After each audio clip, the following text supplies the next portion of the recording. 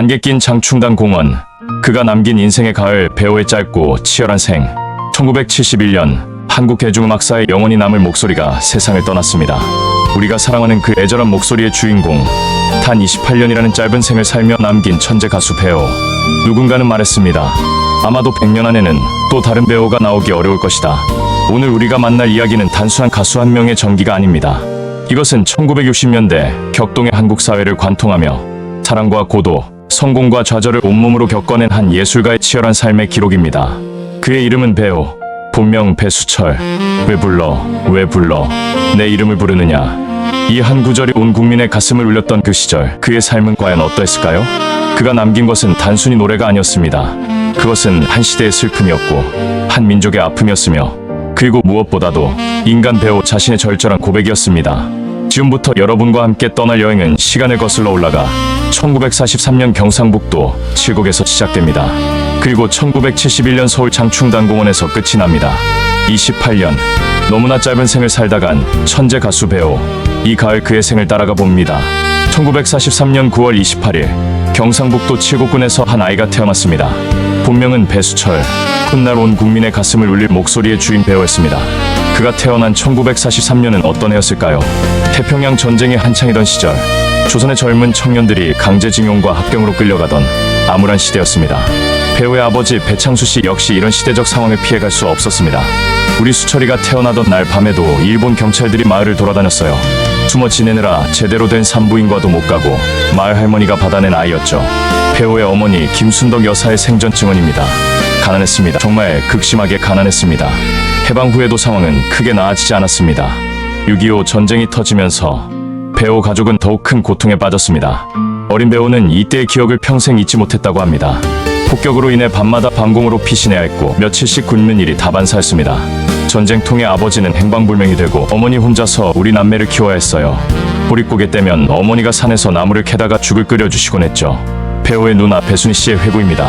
그런데 신기한 것은 이렇게 절망적인 상황에서도 어린 배우에게는 특별한 재능이 있었다는 점입니다. 바로 노래였습니다. 마을 사람들은 아직 말도 제대로 하지 못하던 배우가 어른들이 부르는 노래를 금세 따라 부르는 모습을 보고 깜짝 놀랐다고 합니다. 더욱 놀라운 것은 단순히 따라 부르는 것이 아니라 그 목소리에 묘한 애절함이 담겨 있었다는 것입니다. 수철이가 4~5살 때였나 마을 어른들이 아리랑을 부르고 있으면 옆에서 조그만 목소리로 따라 부르는데 어른들이 모두 노래를 멈추고 그 애노래를 들었어요. 워낙 애절하게 부르니까 듣는 사람마다 눈물이 났거든요. 마을 이장을 했던 김택수 씨의 증언입니다. 배우의 음악적 재능은 과연 어디서 온 것일까요? 그의 어머니 김순덕 여사는 비록 정식으로 음악을 배우진 못했지만 마을에서는 노래를 잘 부르기로 유명한 분이었습니다. 특히 민요와 판소리를 즐겨 부르셨는데 어린 배우는 어머니의 품에서 이런 전통 가락들을 자연스럽게 접했습니다. 어머니가 빨래하실 때나 농사일 하실 때 부르시던 노래들이 제 음악의 뿌리가 되었다고 생각해요. 배우가 생전에 한 인터뷰에서 한 말입니다. 김순덕 여사는 힘든 현실을 잊기 위해 자주 노래를 부르셨다고 합니다.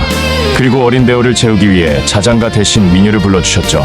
쾌지나 칭칭나네, 미량아리랑, 도라지 타령 같은 우리 전통 가락들이 배우의 무의식 속에 깊이 자리 잡게 된 것은 바로 이때부터였습니다. 그런데 여기서 흥미로운 일화가 하나 있습니다. 배우가 8살 때의 일입니다. 마을에 순회 공연을 온 국악단이 있었는데 공연이 끝난 후 한 명창이 어린 배우의 노래를 듣고 깜짝 놀랐다고 합니다. 이 아이는 타고난 소리꾼이야. 서울로 보내서 제대로 가르쳐야 해. 그 명창의 이름은 김소희, 훗날 국창이 되는 분이었습니다. 하지만 당시 배우 가족의 형편으로는 서울로 보낼 엄두를 낼 수 없었습니다. 이때의 일을 두고 나중에 배우는 이렇게 말했습니다. 만약 그때 서울로 갔다면 지금과는 전혀 다른 인생을 살았을 것 같아요. 국악인이 되었을지 아니면 다른 길을 걸었을지. 하지만 후회는 없어요. 지금의 제 음악도 그때의 경험이 있었기에 가능한 것이니까요. 1959년 배우가 16세 되던 해입니다. 드디어 서울로 향하는 기차에 몸을 맡겼습니다. 가족들을 고향에 남겨두고 홀로 떠나는 상경길. 그의 가슴에는 불안함과 동시에 큰 꿈이 자리하고 있었습니다. 서울역에 내렸을 때의 기분을 잊을 수 없어요. 너무나 큰 도시, 너무나 많은 사람들. 정말 압도당했죠. 배우의 생전 증언입니다. 처음에는 친척 집에 얹혀 살면서 낮에는 공장에서 일하고 밤에는 야학을 다녔습니다. 하루하루가 고달팠지만 배우에게는 확고한 목표가 있었습니다. 바로 대학에 진학한 것이었습니다. 그런데 운명이란 참 신기한 것 같습니다. 1960년 어느 날 배우는 명동의 한 다방에서 기타를 치며 노래하는 청년들을 만나게 됩니다. 그들은 모두 대학생들이었고 당시 젊은이들 사이에서 인기를 끌고 있던 미국 포크송과 컨트리 음악을 연주하고 있었습니다. 처음 들어보는 음악이었지만 왠지 친숙했어요.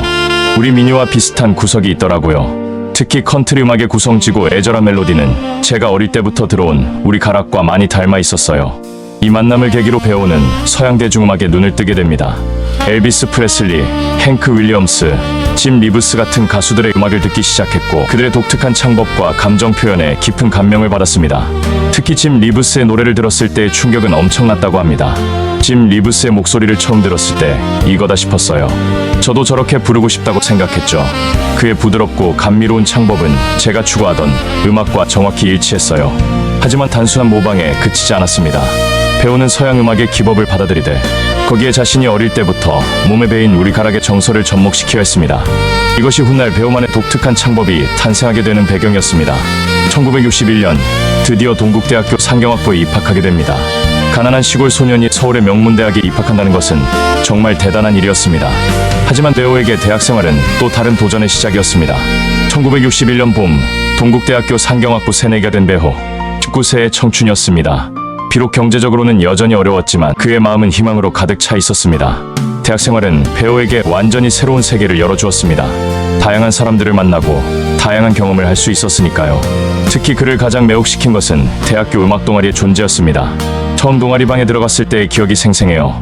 여러 악기들이 놓여있고 선배들이 기타를 치며 노래하는 모습을 보니까 정말 가슴이 뛰었어요. 동국대 경영학과 동기였던 김병수 씨의 회고입니다. 배우는 주저하지 않고 음악 동아리에 가입했습니다. 동아리 이름은 청맥회. 당시 대학가에서 가장 활발하게 활동하던 음악 동아리 중 하나였습니다. 그런데 문제가 있었습니다. 배우는 기타를 칠 줄 몰랐습니다. 시골에서 자란 그에게 기타는 너무나 생소한 악기였죠. 하지만 그의 목소리만큼은 동아리 선배들도 인정할 수밖에 없었습니다. 수철이가 처음 노래했을 때를 잊을 수가 없어요. 홀로 아리랑을 불렀는데 동아리방이 조용해지더니 모두들 숨을 죽이고 듣더라고요. 끝나고 나서 박수가 터져 나왔죠. 당시 청맥회 회장이었던 이상근 선배의 증언입니다. 배우는 그때부터 정말 열심히 기타를 배웠습니다. 수업이 끝나면 늘 동아리방으로 달려가서 기타를 연습했고 집에서도 빌린 기타로 밤늦게까지 연습했습니다. 룸메이트가 수철이었는데 정말 대단했어요. 밤 12시가 넘어도 기타를 놓지 않았어요. 손가락이 터져서 피가 날 정도로 연습했죠. 당시 기숙사 룸메이트였던 박종화 씨의 말입니다. 1962년 가을 배우에게 큰 기회가 찾아왔습니다. 바로 전국대학가요제였습니다. 당시 대학가요제는 젊은이들에게 큰 관심을 받는 행사였고 여기서 주목받으면 가수로 데뷔할 수 있는 기회도 열렸습니다. 청맥회에서는 배우를 대표로 내보내기로 결정했습니다. 그가 부를 곡은 미국의 컨트리 가수 행크 윌리엄스의 You're Cheating Hard를 번안한 배신의 마음이었습니다. 처음에는 정말 떨렸어요. 그렇게 많은 사람들 앞에서 노래해 본 적이 없었거든요. 하지만 막상 무대에 올라서니 모든 긴장이 사라졌다고 합니다. 마치 어릴 때 마을 사람들 앞에서 노래하던 그때로 돌아간 것 같았다고 하더군요. 그날의 공연은 대성공이었습니다. 배우의 독특하고 애절한 목소리는 청중들을 완전히 매료시켰습니다. 비록 1등은 하지 못했지만 많은 사람들의 기억에 남는 무대를 만들어냈습니다. 더 중요한 것은 이 무대를 통해 음악계 관계자들이 배우에게 주목하기 시작했다는 점입니다. 공연 직후 몇 개의 음반 회사에서 연락이 왔고 방송국 PD들도 관심을 보였습니다. 가요제가 끝나고 나서 정말 많은 사람들이 찾아왔어요. 모두 함께 일해보자는 제안들이었죠. 그때 처음으로 내가 정말 가수가 될 수 있구나 하는 생각이 들었어요. 1963년 봄 배우의 인생에 또 다른 중요한 인물이 등장합니다. 바로 정숙이었습니다. 본명은 박정수, 이화여대 음악과 학생이었습니다. 두 사람의 만남은 정말 우연이었습니다. 명동의 한 다방에서 배우가 친구들과 함께 노래를 부르고 있는데 옆 테이블에 앉아있던 정숙이 그의 노래를 듣고 감명받았던 것이죠. 처음 본 순간부터 뭔가 특별한 느낌이 들었어요. 외모도 잘생겼지만 무엇보다 노래할 때의 모습이 정말 진지하고 아름다웠어요. 정숙의 생전 인터뷰 중 일부입니다. 정숙은 음대생답게 클래식 음악에 조예가 깊었습니다. 반면 배우는 대중음악, 특히 컨트리와 포크송을 좋아했죠. 언뜻 보면 어울리지 않을 것 같은 두 사람이었지만 음악에 대한 열정만큼은 서로 누구보다 잘 이해할 수 있었습니다. 정숙이와 함께 있을 때가 가장 행복했어요. 그녀는 제 음악을 진심으로 이해해주는 사람이었거든요. 두 사람은 자주 만나서 음악 이야기를 나눴습니다. 정숙은 배우에게 클래식 음악의 아름다움을 알려주었고 배우는 정숙에게 대중음악의 자유로움을 느끼게 해주었습니다. 특히 정숙은 배우의 창법에 큰 영향을 미쳤습니다. 클래식 성악을 전공한 그녀는 배우에게 올바른 발성법과 호흡법을 가르쳐 주었습니다. 이것이 훗날 배우만의 독특한 창법이 완성되는데 큰 도움이 되었습니다. 정수기가 가르쳐준 발성법 덕분에 목에 무리가 적으면서도 감정을 더욱 풍부하게 표현할 수 있게 되었어요. 두 사람의 사랑은 깊어져 갔습니다. 함께 콘서트에 가고 함께 음악을 만들고 함께 꿈을 키워갔습니다. 배우는 정숙에게 프로포즈까지 했다고 합니다. 하지만 현실의 벽은 높았습니다. 정숙의 부모님은 딸이 가수와 결혼하는 것을 반대했습니다. 당시만 해도 가수는 사회적으로 인정받지 못하는 직업이었거든요. 정숙이 부모님을 찾아가서 정중히 인사드렸지만 냉대만 받았어요. 딸을 그런 사람과 결혼시킬 수 없다고 하시더군요. 이 문제는 두 사람의 관계에 큰 그림자를 들였습니다. 하지만 당시에는 아직 해결될 것이라는 희망을 품고 있었습니다. 1964년 2월 배우의 인생을 완전히 바꾼 사건이 일어났습니다. TBC 동양방송 라디오의 인기 프로그램 심야극장에 출연하게 된 것입니다. 당시 심야극장은 젊은이들 사이에서 절대적인 인기를 누리고 있던 프로그램이었습니다. 밤 11시부터 새벽 1시까지 방송되는 이 프로그램은 대학생들과 젊은 직장인들의 필수 청취 프로그램이었죠. 프로그램의 진행자는 당시 방송계의 스타 이종환 씨였습니다. 그는 배우의 대학가요제 무대를 직접 본 후 깊은 인상을 받아 출연을 제의했습니다. 수철군, 한번 우리 프로그램에 나와서 노래해보지 않겠나? 이종환 PD의 제안을 받은 배우는 고민에 빠졌습니다. 기회는 좋았지만 전국 방송에 나간다는 것은 부담스러운 일이었거든요. 정말 떨렸어요. 전국의 수많은 사람들이 제 노래를 듣는다고 생각하니까 손이 떨리더라고요. 하지만 정숙의 격려가 큰 힘이 되었습니다. 걱정하지 마요. 당신의 목소리는 정말 특별해요. 분명히 많은 사람들이 감동받을 거예요. 드디어 운명의 날이 왔습니다. 1964년 2월 15일 밤 11분 배우는 TBC 라디오 스튜디오에 서 있었습니다. 안녕하십니까. 심야극장 시간입니다. 오늘 밤에는 특별한 손님을 모셨습니다. 동국대학교 상경학부 학생이면서 동시에 뛰어난 가창력을 자랑하는 배수철 군입니다. 이종환 DJ의 소개가 끝나고 드디어 배우가 노래를 시작했습니다. 첫 곡은 Unchained Melody를 번안한 사랑하는 마음이었습니다. 사랑하는 마음을 어떻게 말하리요. 그대 없이는 살 수 없는 이 마음을. 방송이 나가자마자 방송국 전화가 불꽃처럼 울려댔습니다. 모두 배우의 노래에 감동받은 청취자들의 전화였습니다. 이런 목소리는 처음 들어봅니다. 정말 가슴이 먹먹해져요. 이 가수가 누구예요? 음반은 언제 나오나요? 이종환 DJ도 깜짝 놀랐습니다. 이렇게 즉각적이고 폭발적인 반응을 보인 신인은 처음이었거든요. 수철군, 축하합니다. 오늘 밤 당신은 스타가 되었어요. 심야극장 출연 이후 배우에게는 정말 많은 제의가 들어왔습니다. 여러 음반회사에서 전속 계약을 제안했고 방송국에서도 정규 출연을 요청했습니다. 그 중에서도 가장 중요한 만남은 작곡가 백영호 선생님과의 만남이었습니다. 백영호 선생님은 당시 한국 대중음악계의 거장으로 단장의 미아리 곡에 비 내리는 고모령 같은 명곡들을 작곡한 분이었습니다. 라디오에서 그 청년의 노래를 들었는데 정말 특별한 무언가가 있더군요. 단순히 노래를 잘 부르는 것이 아니라 그 목소리에 진짜 사람의 마음을 움직이는 힘이 있었어요. 백영호 선생님이 배우를 처음 만났을 때의 소감입니다. 백영호 선생님은 배우에게 제안했습니다. 젊은이, 나와 함께 일해보지 않겠나?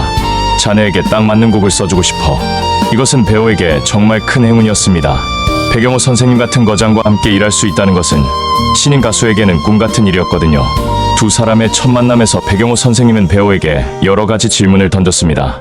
자네는 어떤 노래를 부르고 싶은가? 어떤 감정을 노래에 담고 싶은가?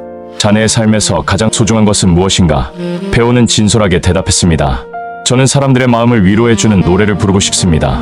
저처럼 고향을 떠나 서울에서 힘들게 살아가는 사람들, 사랑 때문에 아픈 사람들, 꿈을 잃고 방황하는 사람들에게 조금이라도 힘이 되는 노래를 부르고 싶어요. 백영호 선생님은 이 대답을 듣고 깊이 감동했습니다.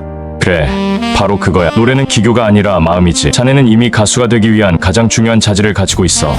백영호 선생님과의 협업으로 탄생한 첫 번째 곡은 5월의 장미였습니다. 1964년 5월에 발표된 이 곡은 배우의 공식적인 데뷔곡이 되었습니다. 5월에 피는 장미처럼 그대 사랑도 불거라. 곡의 분위기는 당시 유행하던 트로트와는 달랐습니다. 서구적인 멜로디에 우리 정서를 담아낸 새로운 스타일이었죠. 배우의 독특한 창법과 만나면서 완전히 새로운 장르가 탄생한 것입니다. 음반이 출시되자마자 반응은 폭발적이었습니다. 특히 젊은 층에서의 반응이 뜨거웠습니다. 기존의 트로트에 식상해하던 젊은이들에게 배우의 음악은 신선한 충격이었습니다. 배우라는 가수의 노래를 들었는데 정말 새로워요. 외국 가수 같으면서도 우리 정서가 느껴져요. 당시 대학생이었던 김영희 씨의 증언입니다. 하지만 모든 반응이 긍정적이었던 것은 아닙니다. 기존 음악계의 일부에서는 배우의 음악을 너무 서구적이라며 비판하기도 했습니다. 우리 가요가 서양 음악을 너무 많이 따라하는 것 아닌가? 진짜 한국적인 정서는 어디로 갔는가? 이런 비판들이 나왔습니다. 하지만 배우는 흔들리지 않았습니다. 저는 단순히 서양 음악을 모방하는 것이 아닙니다. 좋은 것은 받아들이되 거기에 우리만의 감정과 정서를 담으려고 노력하고 있어요. 실제로 배우의 초기 곡들을 분석해보면 멜로디는 서구적이지만 가사와 감정 표현은 철저히 한국적이었습니다.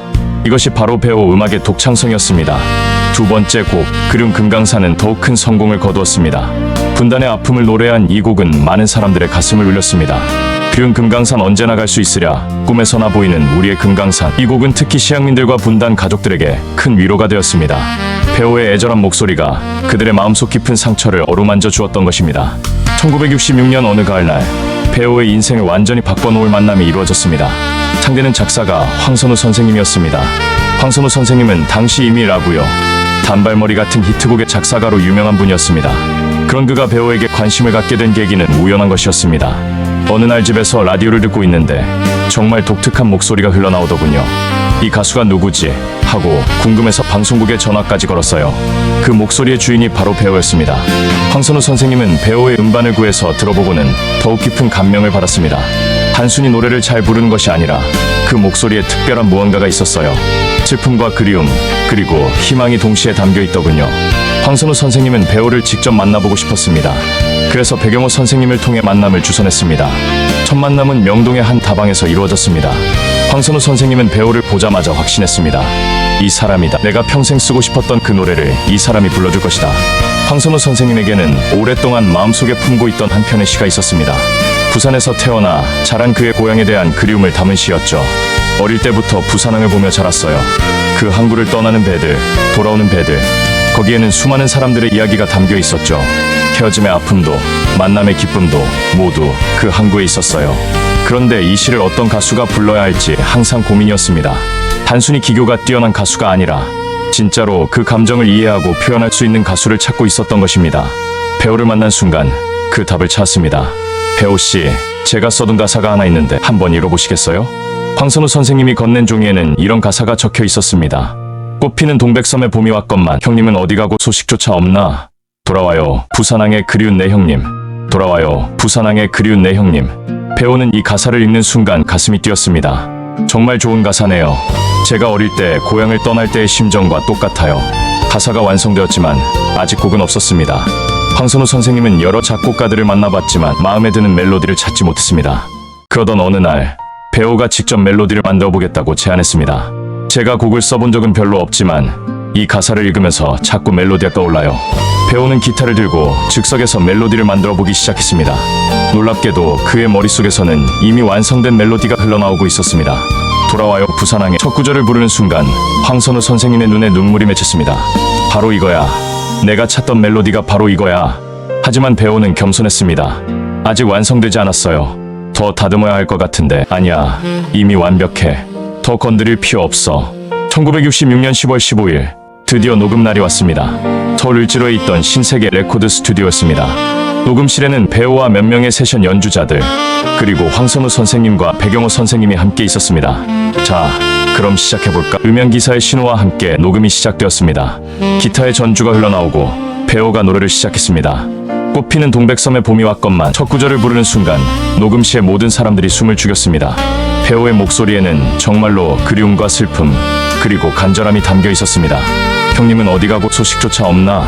두 번째 구절에서는 더욱 깊은 감정이 느껴졌습니다. 마치 정말로 헤어진 형을 그리워하는 동생의 마음처럼요. 돌아와요 부산항에 그리운 내 형님. 클라이맥스 부분에서 배우의 목소리는 절규에 가까웠습니다. 하지만 결코 지나치지 않았고 오히려 더욱 애절하고 간절하게 들렸습니다. 노래가 끝나고 녹음실은 한동안 조용했습니다. 모든 사람들이 감동에 젖어 아무 말도 할 수 없었던 것입니다. 이런 녹음은 처음이야. 30년 경력의 베테랑 음향기사도 눈물을 훔쳤습니다. 황선우 선생님은 배우에게 다가가서 손을 꽉 잡았습니다. 고맙습니다. 제 시에 이런 생명을 불어넣어 주셔서. 배우도 감격했습니다. 아니에요. 이런 좋은 가사를 써주셔서 제가 더 고맙죠. 그렇게 한국 가요사에 길이 남을 명곡이 탄생했습니다. 돌아와요 부산항에가 발매된 것은 1966년 11월이었습니다. 처음에는 큰 기대를 하지 않았습니다. 당시에는 트로트가 주류였고 배우의 스타일은 아직 대중들에게 생소했거든요. 하지만 결과는 완전히 예상을 뒤엎었습니다. 음반이 나온 지 불과 일주일 만에 전국의 음반 가게에서 품절 사태가 일어났습니다. 라디오에서 이 노래가 나오면 청취자들은 모든 일을 멈추고 들었습니다. 이런 노래는 처음이야. 정말 가슴이 뭉클해져. 부산 사람이 아닌데도 왜 이렇게 슬프지? 우리 아버지가 이 노래만 들으면 눈물을 흘려. 전국 각지에서 이런 반응들이 쏟아져 나왔습니다. 그렇다면 이 노래가 이렇게 많은 사람들의 마음을 움직인 비밀은 무엇일까요? 첫 번째는 시대적 배경입니다. 1960년대는 산업화가 시작되면서 많은 사람들이 고향을 떠나 도시로 몰려들던 시기였습니다. 특히 부산은 6.25 전쟁 당시 피난 수도였고 전쟁 후에도 많은 사람들이 일자리를 찾아 모여든 곳이었습니다. 부산항해라는 공간은 단순히 지리적 장소가 아니었습니다. 그것은 이별과 만남, 희망과 절망이 교차하는 상징적 공간이었습니다. 많은 사람들이 그곳에서 사랑하는 사람과 헤어졌고 또 많은 사람들이 그곳에서 새로운 삶을 시작했습니다. 두 번째는 배우의 독특한 창법입니다. 그는 단순히 가사를 노래하는 것이 아니라 마치 자신의 이야기를 털어놓는 것처럼 불렀습니다. 특히 돌아와요라는 부분에서 보여주는 그의 창법은 정말 독특했습니다. 서양의 컨트리 음악에서 볼 수 있는 기법을 사용하면서도 거기에 우리 미녀의 꺾는 소리를 절묘하게 섞어 놓았습니다. 배우의 목소리에는 뭔가 특별한 것이 있어요. 슬프면서도 따뜻하고 절망적이면서도 희망적이에요. 당시 음악 평론가였던 이성천 씨의 분석입니다. 세 번째는 황선우 선생님의 탁월한 작사입니다. 꽃피는 동백섬이라는 표현은 부산을 상징하면서도 동시에 아름다운 고향 전체를 의미했습니다. 그리운 내 형님이라는 표현도 실제 형제가 아니라 고향에 두고 온 모든 소중한 사람들을 의미했습니다. 네 번째는 편곡과 연주입니다. 화려한 오케스트라 대신 기타와 간단한 반주만으로 구성되어 있어서 배우의 목소리가 더욱 돋보였습니다. 이런 심플한 편곡은 당시로서는 매우 새로운 시도였습니다. 마지막으로는 배우 개인의 경험이 곡에 고스란히 녹아들었다는 점입니다. 고향을 떠나 서울에서 고생했던 그의 경험, 가난했던 어린 시절의 기억, 사랑하는 사람과의 이별의 아픔, 이 모든 것이 노래의 진정성을 불어넣었습니다. 제가 이 노래를 부를 때마다 고향 생각이 나요. 어머니 생각, 누나 생각. 그런 간절한 마음으로 부르다 보니 듣는 분들도 감동받는 것 같아요. 배우의 생전 인터뷰 중 일부입니다. 이 노래는 1966년 말부터 1967년 초까지 전국적으로 데이트를 기록했습니다. 음반 판매량은 당시로서는 경이적인 50만 장을 돌파했고 라디오 신청곡 1위를 몇 달간 유지했습니다. 더 중요한 것은 이 노래가 한국 가요사에 새로운 장르를 열었다는 점입니다. 기존의 트로트도 아니고 완전한 서양 음악도 아닌 새로운 스타일의 대중음악이 탄생한 것입니다. 돌아와요. 부산항해의 대성공으로 배우는 하루아침에 전국적인 스타가 되었습니다. 1966년 말부터 1967년에 걸쳐 그야말로 승승장구했습니다. 음반 회사들은 배우의 후속작을 기다리며 안달이 났고 방송국들은 그의 출연을 위해 줄을 섰습니다. 전국 각지에서 공연 요청이 쏟아져 들어왔습니다. 하루에 오후에 6군데 공연을 뛸 때도 있었어요. 부산에서 아침 공연을 하고 점심에는 대구로 이동해서 공연하고 저녁에는 서울로 올라와서 또 공연하고 정말 살인적인 스케줄이었죠. 당시 배우의 매니저였던 김철수 씨의 증언입니다. 1967년 초에 발표한 왜 불러도 돌아와요. 부산항해에 이어 또 다른 히트곡이 되었습니다. 왜 불러, 왜 불러. 내 이름을 부르느냐. 한번 불러주면 되련만 자꾸만 불러대는가. 이 노래 역시 배우의 독특한 창법이 돋보이는 작품이었습니다. 특히 왜 불러라는 부분을 반복하면서 점점 감정을 고조시키는 기법은 당시 가수들 사이에서 화제가 되었습니다. 방송 출연도 급격히 늘어났습니다. KBS, MBC, TBC 등 주요 방송사의 인기 프로그램에 정격으로 출연했고 특히 일요일 밤의 인기 프로그램 청춘가요에서는 고정 게스트로 활동했습니다. 배우 씨가 나오는 프로그램은 시청률이 확실히 올라갔어요. 특히 젊은 시청자들의 반응이 뜨거웠죠. 당시 MBC 예능 PD였던 이상철 씨의 회고입니다. 1967년 봄, 배우는 드디어 자신의 정규 라디오 프로그램을 갖게 되었습니다. TBC 라디오의 배우의 노래교실이었습니다. 매주 토요일 오후 2시부터 3시까지 방송되는 이 프로그램은 배우가 직접 진행하며 노래를 부르는 형식이었습니다. 처음에는 정말 떨렸어요. 가수로서 노래만 부르는 것과 프로그램을 진행하는 것은 완전히 다른 일이거든요. 하지만 배우의 따뜻하고 진솔한 진행은 청취자들의 마음을 사로잡았습니다. 특히 청취자들의 사연을 읽어주고 그에 맞는 노래를 불러주는 코너는 대단한 인기를 끌었습니다. 안녕하세요, 배우입니다. 오늘도 여러분과 함께 노래로 마음을 나누는 시간이 되었네요. 배우만의 독특한 인사말로 시작되는 이 프로그램은 매주 수백 통의 사연이 들어올 정도로 인기였습니다. 그 중에는 정말 가슴 아픈 사연들도 많았습니다. 배우 선생님, 저는 부산에 사는 17세 여고생입니다. 아버지가 일자리를 찾아 서울로 가신 지 벌써 6개월이 됐는데 아직도 소식이 없어요. 돌아와요. 부산항해를 들을 때마다 아버지 생각이 나서 눈물이 납니다. 이런 사연을 읽을 때마다 배우의 목소리도 떨렸습니다. 그는 단순히 노래를 부른 것이 아니라 진심으로 그 사연의 주인공과 함께 아파하고 위로했습니다. 여러분의 아픔이 제 아픔입니다. 저도 고향을 떠나 혼자 서울에서 지내며 많이 외로웠거든요. 하지만 포기하지 마세요. 분명히 좋은 일이 있을 거예요. 배우의 진심 어린 위로는 많은 청취자들에게 큰 힘이 되었습니다. 텔레비전 출연도 늘어났습니다.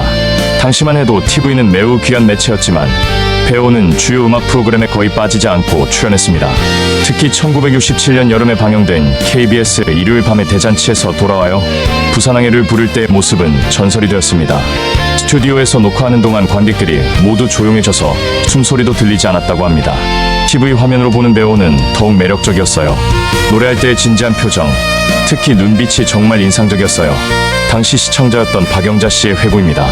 하지만 화려한 스포트라이트 뒤에는 배우만의 고독이 있었습니다. 갑작스런 성공으로 인해 그의 일상은 완전히 바뀌었습니다. 예전처럼 자유롭게 거리를 걸을 수도 없었고 친구들과 편하게 만날 수도 없었습니다. 어딜 가든 사람들이 알아보고 따라왔기 때문입니다. 성공은 했지만 정말 외로웠어요. 진짜 친구가 누구인지, 진심으로 저를 위해 주는 사람이 누구인지 헷갈릴 때가 많았어요. 배우의 생전 인터뷰 중 일부입니다. 특히 연인 정숙과의 관계는 더욱 복잡해졌습니다. 배우가 유명해질수록 정숙의 부모님은 더욱 강하게 반대했습니다. 딸이 연예인과 사귀는 것도 못마땅한데 이제는 신문에까지 나오는 유명한 가수라니 절대 안 돼. 정숙의 아버지는 완강했습니다. 심지어 정숙에게 다른 남자와의 맞선을 강요하기 시작했습니다. 배우는 이런 상황이 정숙에게 부담이 될까봐 걱정했습니다. 사랑하지만 동시에 그녀를 위해서라면 포기해야 하는 것은 아닌지 고민했습니다. 정숙이를 정말 사랑해요. 하지만 제 때문에 그녀가 가족들과 불화를 겪는 모습을 보면 가슴이 아파요. 또 다른 문제는 과로였습니다. 연일 계속되는 공연과 방송 출연으로 배우의 몸은 한계에 달했습니다. 제대로 된 휴식을 취할 시간이 없었고 불규칙한 식사와 잠자리는 그의 건강을 서서히 갉아먹었습니다. 배우씨, 조금 쉬시는 게 어때요? 너무 무리하시는 것 같은데. 주변 사람들의 걱정이 있었지만 배우는 쉽게 스케줄을 줄이지 못했습니다. 지금이 기회인 것 같아요. 언제까지 이런 인기가 계속될지 모르잖아요. 지금 열심히 해둬야 나중에 후회하지 않을 것 같아서요. 이런 생각 때문에 배우는 더욱 무리한 일정을 소화했습니다. 하루에 서너 군데 공연을 뛰는 것은 기본이었고 밤늦게 녹음실에서 작업하는 일도 잦았습니다. 스트레스 해소를 위해 술을 마시기 시작한 것도 이 시기였습니다. 처음에는 가끔 한두 잔 정도였지만 점점 양이 늘어갔습니다. 공연이 끝나고 나면 너무 흥분되어 있어서 쉽게 잠이 오지 않았어요. 그래서 술을 조금씩 마시기 시작했는데 이것이 훗날 배우의 건강에 치명적인 영향을 미치게 되는 시작이었습니다. 1967년 가을, 배우의 인생에 큰 변화가 찾아왔습니다. 4년간 연인으로 지내온 정숙과의 이별이었습니다. 정숙의 부모님의 반대는 날이 갈수록 심해졌습니다. 배우가 유명해질수록 오히려 더욱 강한 반대에 부딪혔습니다. 당시 사회 분위기상 연예인은 아직 좋은 직업으로 인정받지 못했고 특히 전통적인 가정에서는 딸이 가수와 결혼하는 것을 용납할 수 없었습니다. 정숙이가 집에서 계속 갈등을 겪는 모습을 보니까 정말 마음이 아팠어요. 저 때문에 그 착한 아이가 가족들과 싸우고 있다는 생각에 상황은 더욱 악화되었습니다. 정숙의 아버지는 딸을 강제로 부산의 친척집으로 보내버렸습니다. 서울에서 배우와 만날 수 없도록 하기 위해서였습니다. 어느 날 갑자기 정숙이가 사라졌어요. 연락도 되지 않고 어디 있는지도 알 수 없었어요. 배우는 정숙을 찾기 위해 부산까지 내려갔습니다. 하지만 정숙의 가족들은 그를 만나주지 않았습니다. 제발 우리 딸을 좀 내버려 두세요. 당신 때문에 우리 가족이 다 엉망이 됐어요. 정숙의 어머니의 차갑고 단호한 말이었습니다. 마침내 정숙과 만날 수 있었을 때 그녀는 많이 야위어 있었습니다. 며칠간 제대로 먹지도 자지도 못한 것이 역력했습니다. 미안해요. 정말 미안해요. 정숙은 배우를 보자마자 눈물을 쏟았습니다. 저 때문에 당신이 이렇게 고생하는 걸 보니까 정말 견딜 수가 없어요. 차라리 우리 배우가 말을 잇지 못했습니다. 하지만 정숙도 이미 마음의 결정을 내린 상태였습니다. 우리 이제 그만해요. 이렇게 계속 갈등하면서 지내는 건 서로에게 도움이 안 될 것 같아요. 정수가 시간이 좀 더 지나면 안 돼요. 더 기다리면 더 힘들어질 거예요. 지금이라도 정리하는 게 나을 것 같아요. 둘 다 알고 있었습니다. 현실의 벽이 너무 높다는 것을, 사랑만으로는 극복할 수 없는 것들이 있다는 것을. 마지막 만남에서 정숙은 배우에게 하나의 부탁을 했습니다. 제 생각은 하지 마요. 대신 더 좋은 노래를 많이 만들어서 사람들에게 감동을 주세요. 그게 당신이 해야 할 일이에요. 그렇게 4년간의 사랑이 끝났습니다.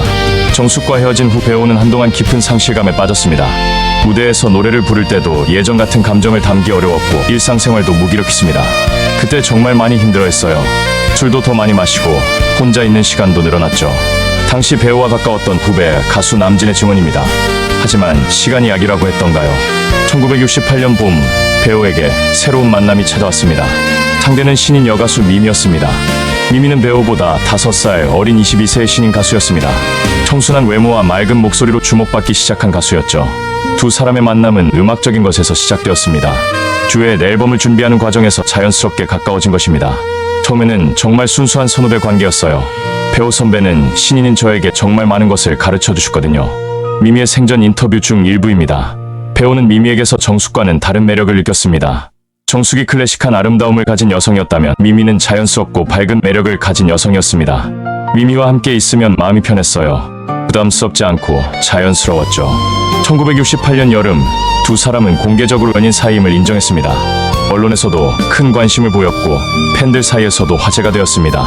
하지만 이 연애도 순탄하지 않았습니다. 첫 번째 문제는 나이 차이였습니다. 당시 사회 분위기상 남자가 연상인 것은 자연스럽게 받아들여졌지만 딸이라는 나이 차이는 작지 않았습니다. 두 번째 문제는 같은 연예계 종사자라는 점이었습니다. 둘 다 바쁜 스케줄을 소화해야 했기 때문에 만날 시간을 내기가 쉽지 않았습니다. 공연 때문에 지방에 내려가면 며칠씩 못 만나는 경우가 많았어요. 그러다 보니 점점 소원해지더라고요. 가장 큰 문제는 배우의 변화였습니다. 정숙과의 이별 후 그는 예전과 달라졌습니다. 더 내성적이 되었고 감정 표현도 서툴러졌습니다. 배우 오빠는 정말 좋은 사람이었지만 뭔가 마음의 문을 완전히 열지 못하는 느낌이었어요. 항상 어떤 벽이 있는 것 같았죠. 결국 1969년 초 두 사람은 결별하게 되었습니다. 이번에는 격한 갈등이나 외부의 반대 때문이 아니라 자연스러운 소원함 때문이었습니다. 서로를 미워해서 헤어진 것은 아니에요. 그냥 맞지 않는다는 걸 깨달았죠. 두 번의 이별을 겪은 후 배우의 음악에는 더욱 깊은 감정이 담기기 시작했습니다. 특히 사랑을 주제로 한 노래들에서는 그의 개인적인 경험이 고스란히 녹아들었습니다. 1968년에 발표한 파도라는 곡이 대표적인 예입니다. 밀려오는 파도처럼 그리운 그 사람아, 한 번만 더 돌아와서 내 곁에 머물러줘. 이 노래는 표면적으로는 바다의 파도를 소재로 한 서정적인 곡이었지만 실제로는 정숙에 대한 그리움을 노래한 것이었습니다. 파도 가사를 쓸 때 정말 많이 울었어요. 정숙이와의 추억들이 자꾸만 떠올라서 1969년에 혼자 걷는 길은 미미와의 이별 후 느꼈던 외로움을 표현한 곡이었습니다. 혼자 걷는 이 길이 왜 이리 멀기만 한지 옆에 누가 있었으면 얼마나 좋을까. 이 노래를 부를 때마다 배우는 진짜로 눈물을 흘렸다고 합니다. 무대에서도 녹음실에서도 감정을 억제할 수 없었습니다. 배우 형은 정말 진심으로 노래했어요. 가사 하나하나가 자신의 이야기였거든요. 당시 함께 작업했던 기타리스트 김창완의 증언입니다. 그의 사랑 노래들이 많은 사람들의 마음을 움직일 수 있었던 이유도 바로 여기에 있었습니다. 단순히 만들어진 가사가 아니라 자신이 직접 겪고 느낀 감정들을 노래로 표현했기 때문입니다. 특히 너무나 아픈 사랑이라는 1969년 말 작품은 배우의 연애사를 모르는 사람들도 들으면 가슴이 아플 정도로 애절했습니다. 사랑이 이렇게 아픈 줄 몰랐어. 헤어짐이 이렇게 쓰라린 줄 몰랐어. 이 노래는 정숙과 미미 두 여인과의 이별을 모두 담고 있었습니다. 첫사랑의 아픔과 두 번째 사랑의 허무함이 복합적으로 표현된 작품이었. 하지만 이런 개인적인 경험들이 노래에 담기면서 배우 자신은 더욱 깊은 상처를 받았습니다. 노래를 부를 때마다 아픈 기억들이 되살아났기 때문입니다. 때로는 노래하는 것이 너무 고통스러웠어요. 하지만 그래야만 진짜 감정을 전달할 수 있다고 생각했어요. 팬들과 음악계에서는 배우의 이런 진정성 있는 노래들을 높이 평가했지만 본인에게는 매번 상처를 긁는 일이었습니다. 이것이 그가 점점 술에 의존하게 되고 우울감에 빠져들게 되는 또 다른 이유가 되었습니다. 1968년 말 배우는 점점 더 깊은 예술적 고민에 빠져들었습니다. 단순히 히트곡을 만들어내는 가수가 아니라 진정한 예술가로서의 길을 모색하기 시작한 것입니다. 저는 그냥 인기 있는 노래만 부르는 가수가 되고 싶지 않아요. 시간이 지나도 사람들의 마음에 남는 진짜 예술적 가치가 있는 작품을 만들고 싶어요. 당시 한 잡지와의 인터뷰에서 배우가 한 말입니다. 이런 고민은 여러 가지 계기로 시작되었습니다. 첫 번째는 해외 음악에 대한 관심이었습니다. 배우는 단순히 미국의 컨트리나 팝 음악뿐만 아니라 프랑스의 샹송, 이탈리아의 칸초네, 심지어는 라틴 음악까지 폭넓게 듣기 시작했습니다. 각 나라마다 고유한 정서와 음악적 특색이 있더군요. 우리나라도 분명히 우리만의 독특한 음악 언어가 있을 텐데 그것을 찾고 싶었어요. 두 번째는 문학에 대한 관심이었습니다. 배우는 시집을 즐겨 읽었고 특히 김소월, 한용운, 정지용 같은 근대 시인들의 작품에 깊이 빠져들었습니다. 시를 읽으면서 우리말의 아름다움을 새롭게 발견했어요. 이런 아름다운 우리말을 음악으로 어떻게 표현할 수 있을까 고민했죠. 그는 시에서 가사를 가져오거나 시의 리듬감을 음악에 적용하려고 시도했습니다. 1969년에 발표한 산유화는 바로 이런 시도의 결과물이었습니다. 깊은 산 골짜기에 피어나는 유화꽃, 누가 보아줄 이 없어도 곱게 피었네. 이 노래는 기존의 배우 스타일과는 확연히 다른 작품이었고 멜로디도 더욱 서정적이었고 가사도 문학적이었습니다. 세 번째는 사회적 메시지에 대한 고민이었습니다. 1960년대 말은 전 세계적으로 사회 변화의 바람이 거센 시기였습니다. 미국에서는 반전 운동이 일어났고 유럽에서는 68혁명이 있었습니다. 한국도 예외가 아니었습니다. 급속한 산업화 과정에서 생겨난 여러 문제들, 도시와 농촌의 격차, 빈부 격차 등이 사회적 화두가 되었습니다. 가수로서 이런 현실에 대해 뭔가 말해야 하는 것 아닌가 하는 생각이 들었어요. 단순히 사랑 노래만 부를 것이 아니라, 하지만 이는 쉬운 일이 아니었습니다. 당시 한국의 사회 분위기상 직접적인 사회 비판은 어려웠고 방송에서도 그런 내용의 노래는 금지되는 경우가 많았습니다. 배우는 처음부터 작곡에 관심이 있었습니다. 돌아와요 부산항에도 사실은 그가 직접 작곡한 곡이었죠. 하지만 당시에는 신인이었기 때문에 작곡가로서의 이름을 내세우지 못했습니다. 1968년부터는 본격적으로 자신의 곡을 직접 작곡하기 시작했습니다. 처음에는 간단한 멜로디만 만들었지만 점점 복잡한 편곡까지 시도하게 되었습니다. 배우 형은 정말 천재적인 음감을 가지고 있었어요. 기타 몇 번 튕기면 금세 아름다운 멜로디를 만들어냈어요. 당시 배우와 함께 작업했던 편곡자 김희갑의 증언입니다. 배우의 작곡 스타일은 매우 독특했습니다. 기존의 한국 가요에서는 찾아볼 수 없는 새로운 화성 진행을 시도했고 멜로디 라인도 매우 세련되었습니다. 특히 1969년에 발표한 가을 편지는 배우가 작사, 작곡을 모두 담당한 작품으로 그의 음악적 역량을 보여주는 대표작이 되었습니다. 가을 바람이 불어오면 그대 생각이 나네요. 노란 은행잎 떨어질 때 우리 만났던 그때가.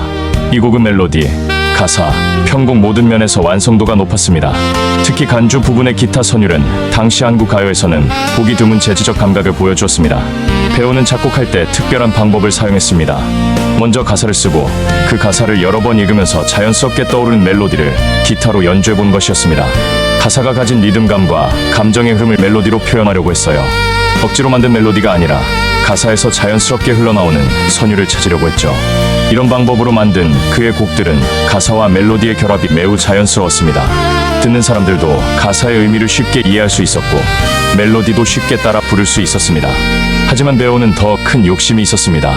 단순한 가요가 아니라 음악적으로 더욱 복잡하고 깊이 있는 작품을 만들고 싶어 했습니다. 언젠가는 교향곡 같은 큰 규모의 작품도 써보고 싶어요. 우리나라 사람들의 정서를 담은 진짜 큰 작품 말이에요. 이런 꿈을 실현하기 위해 배우는 클래식 음악 이론도 공부했습니다. 화성학 교재를 사서 독학을 공부했고 틈틈이 연세대학교 음대 강의도 청강했습니다. 배우는 후배 가수들에게도 많은 관심을 보였습니다. 자신이 음악계에서 겪었던 어려움을 후배들은 겪지 않았으면 하는 마음에서였습니다. 특히 남진과 나훈아는 배우의 직접적인 영향을 받은 가수들이었습니다. 배우 형은 정말 많은 것을 가르쳐 주셨어요. 단순히 노래 기법뿐만 아니라 가수로서의 마음가짐까지. 남진의 회고입니다. 배우는 후배들에게 단순히 기교적인 부분만 가르치는 것이 아니라 음악에 대한 진정성을 강조했습니다. 노래는 기교가 아니라 마음이다.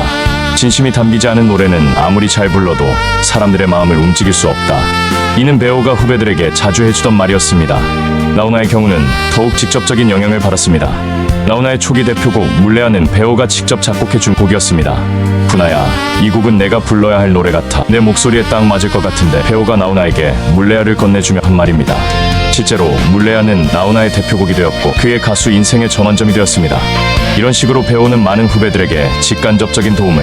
공연표는 빈칸이 없었습니다. 새벽 첫차와 막차가 하루 양끝을 잡아당겼습니다. 치사는 늘 서 있거나 달리면서 해결했습니다. 수면은 짧았고 꿈은 늘 무대였습니다. 계단 몇 칸이 유난히 길어졌습니다. 숨이 짧아졌고 미열이 떨어지지 않았습니다. 의사는 조용히 고개를 저었습니다. 쉬어야 한다고 했습니다. 그는 미소로 답했습니다. 오늘도 사람들이 기다립니다. 그렇게 몸은 조금씩 비어갔습니다. 그러나 무대는 한 번도 비지 않았습니다. 무대의 열기를 식히기 위해 잔인호였습니다. 잠을 청하기 위해 불빛을 지우듯 담배 끝이 반짝였습니다. 처음엔 조심스러웠고 곧 습관이 되었습니다. 목은 더 자주 탔고 기침은 더 깊어졌습니다. 사람들 앞에서는 단정했고 혼자일 때는 가끔 무너졌습니다. 그는 말했습니다. 오늘은 좀 버겁네요. 그 말 뒤에 그래도 부르면 나갑니다. 가 늘 따라붙었습니다. 매니저는 대기실 물컵을 미지근하게 데웠습니다. 코러스는 조용히 박자를 반박 느리게 잘랐습니다. 조명사는 조도를 살짝 낮췄습니다. 모두가 알고 있었습니다. 그가 스스로를 깎아 노래를 완성하고 있다는 것을요. 하얀 천의 작은 붉은 점들이 밤하늘 별처럼 번졌습니다. 그는 별을 접듯 수건을 접고 다시 걸어 나갔습니다.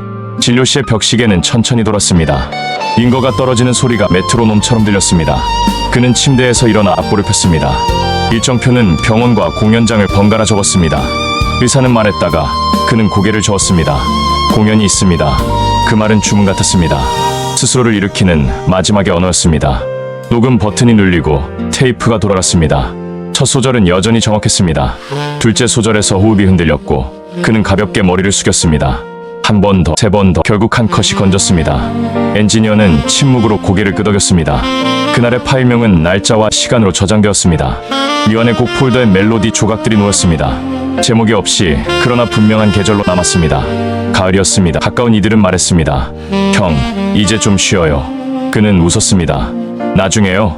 어느 밤 그는 평소보다 더 오래 무대에 서 있었습니다. 앵콜의 손짓 대신 조용한 인사로 마무리했습니다. 무대 뒤 누구도 크게 묻지 않았습니다. 다만 서로의 눈빛이 오래 머물렀습니다. 그 눈빛이 말했습니다. 시간이 많지 않다고. 안개가 낮게 깔렸습니다. 장충단의 나무들이 숨을 고르고 있었습니다. 벤치 하나에 잠시 앉았습니다. 바지는 이슬에 젖었습니다. 호흡은 얕았고 마음은 이상하도록 평온했습니다. 그는 소리 없이 노래를 흥얼거렸습니다. 누구에게 들려주려는 노래가 아니라 스스로를 달래는 자장가 같은 음들. 한 시대의 가을이 그 벤치에 접혔습니다. 누군가가 다가와 조심스레 부르며 흔들었습니다. 선생님 괜찮으세요? 구급차의 푸른 불빛이 안개를 갈랐습니다. 드것의 얇은 바퀴 소리가 공원길 자갈을 건들었습니다. 그는 아주 짧게 눈을 뜨고 아주 작게 웃었습니다. 그리고 아무 말도 하지 않았습니다. 말 대신 숨을 쉬었습니다. 끝까지 노래처럼. 병원 복도는 긴 계절 같았습니다. 시계가 한 바퀴를 덜 돌고 멈췄습니다. 소식은 빠르게 번졌습니다. 라디오 진행자의 목소리가 낮아졌고 도시의 밤이 잠깐 혹한처럼 식었습니다. 누군가는 그날 아주 오랜만에 울었습니다. 이유를 설명할 수 없을 만큼 단순하게 한 목소리가 멈췄다는 사실만으로 그의 노래는 화려하지 않았습니다. 그러나 정확했습니다. 한 음이 제자리에 앉아 사람의 하루를 붙들었습니다. 후배들은 그 정확함을 배웠습니다.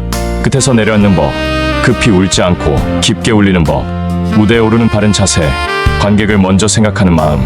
오늘도 기다리는 이들이 있다는 문장. 장례식장 바깥 낙엽이 발에 밟혔습니다. 꽃다발 위에 작은 카드들. 아버지가 가장 사랑한 목소리. 당신의 노래로 버텼습니다. 고맙습니다. 라디오는 며칠 동안 그의 곡들을 연속으로 틀었습니다. 오래된 카세트 테이프를 다시 감는 손길이 많아졌습니다. 도시의 몇몇 포장마차엔 조용히 그의 노래가 흘렀습니다. 술잔이 천천히 부딪혔습니다. 그 소리마저 합창 같았습니다. 세상의 유행은 빠르지만 사람의 마음은 느립니다. 그는 느린 쪽에 말을 걸었습니다. 다 잊었다고 생각한 것들이 그의 한 소절에서 돌아왔습니다. 첫 월급 봉투의 촉감, 역 앞에서 놓친 손, 비 온 뒤의 흙냄새. 그래서 지금도 그의 노래는 새롭습니다. 낡지 않습니다. 삶의 속도가 아무리 빨라도 심장의 박동은 늘 같은 속도로 뛰기 때문입니다. 그의 작업 노트에서 미완의 가사가 발견되었습니다. 짧은 행, 짧은 쉼표, 짧은 계절. 누군가는 그 조각을 완성하려 했고 누군가는 그대로 두었습니다. 완성보다 더 큰 것은 남겨진 의지라는 것을 알았기 때문입니다. 새로운 목소리들이 그의 노래를 다시 불렀습니다. 편곡은 달라졌지만 중심은 같았습니다. 끝에서 단정히 내려앉는 법, 그 법을 배우려 애쓰는 젊은 가수들이 많아졌습니다. 무대 위에서 그들의 발끝이 조금 더 조심스러워졌습니다. 노래는 세대를 건넜습니다. 누군가는 장충단을, 누군가는 삼각지를 찾았습니다. 벤치와 역 앞 공간에 잠깐 서서 조용히 눈을 감았습니다. 작은 동상 하나가 바람을 맞고 있었습니다. 누군가는 모자를 벗어 인사했고 누군가는 주머니에서 쪽지를 꺼내 접었습니다. 잘 지내고 계시지요? 그 인사는 살아있는 사람들을 위한 것이기도 했습니다. 사람들은 뒷얘기를 좋아합니다. 마지막의 행적, 마지막의 통화, 마지막의 멜로디. 말들은 부풀었고 어떤 건 사시였고 어떤 건 위로였습니다. 중요한 건 하나였습니다. 그는 끝까지 노래했다는 사실. 그 사실이면 충분했습니다. 신인 시절 관객이 2명뿐이던 밤에 그는 전곡을 불렀습니다. 2분이니까 2배로 불러야죠. 모두가 웃었고 그 밤은 전설이 되었습니다. 또 어느 날 장비가 고장나자 그는 마이크 없이 불렀습니다. 뒤쪽 자리까지 정확히 도달하는 소리. 그날 이후 그는 무대가 먼저인 사람으로 기억되었습니다. 어떤 이는 꿈에서 그의 노래를 들었다 했고 또 어떤 이는 길을 걷다 전주만 듣고 울었다 했습니다. 미신이었습니다. 그러나 사람의 마음은 과학만으로 설명되지 않습니다. 그가 떠난 자리에 누군가의 이야기가 피었습니다. 그 이야기들이야말로 진짜 남은 유산이었습니다. 도시는 커졌고 사람들은 흩어졌습니다. 공장 굴뚝이 늘었고 고향은 멀어졌습니다. 라디오가 집집마다 들어왔습니다. 밤마다 사연이 넘어왔습니다. 그는 그 사연들 위에 멜로디를 얹었습니다. 집 한 채마다 작은 합창이 생겼습니다. 그의 노래는 길을 냈습니다. 전통과 새로운 것 사이, 낡은 정서와 신식 감각 사이 그 길을 젊은 가수들이 걸었습니다. 어떤 이는 더 화려하게, 어떤 이는 더 단정하게 길의 첫 발자국은 늘 보이지 않지만 모두가 그 발자국 위를 걷습니다. 그 시절의 무대는 지금보다 거칠었습니다. 음향은 불안정했고 이동은 험했습니다. 그래도 사람들은 노래하러 듣고 울러 모였습니다. 노래는 생계였고 위로였고 혁명이었습니다. 그는 그 셋을 모두 안고 노래했습니다. 그래서 오래 남았습니다. 그는 짧게 살았습니다. 그러나 깊게 울렸습니다.